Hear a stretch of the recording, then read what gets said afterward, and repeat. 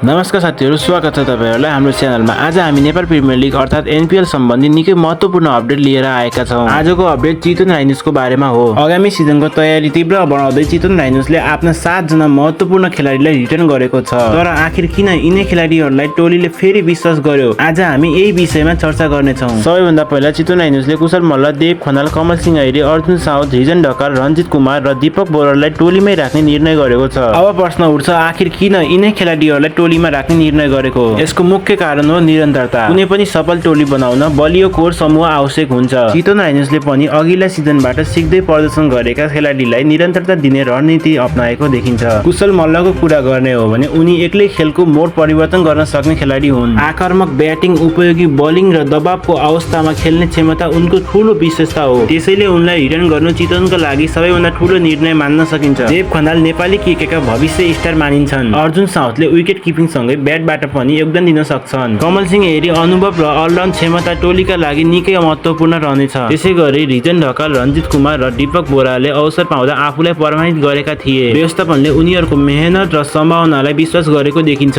मेरो विचारमा चितवन राइनोजले यस पटक भावनात्मक होइन, रणनीति निर्णय गरेको छ। नयाँ खेलाडी मात्रै थपेर टोली बढाउने भन्दा राम्रो प्रदर्शन गरेका खेलाडीलाई जोगाउनु बुद्धिमानी कदम हो। अब ड्राफ्टमा उनीहरूले कस्तो खेलाडी भित्राउँछन् भन्ने कुराले टोलीको वास्तविक शक्ति निर्धारण गर्नेछ। अब तपाईलाई के लाग्छ, चितवन राइनोजले सही निर्णय गर्यो त? कुशल मल्लको नेतृत्वमा चितवन राइनोज एनपीएल को उपाधि जित्ने दावेदार बन्न सक्छ कि सक्दैन? आफ्नो विचार कमेन्टमा लेख्न नबिर्सिनुहोस्। यस्तै क्रिकेटका ताजा समाचार र विश्लेषणका लागि हाम्रो च्यानललाई सब्स्क्राइब गर्न नबिर्सिनुहोस्। धन्यवाद। जय नेपाल, जय क्रिकेट।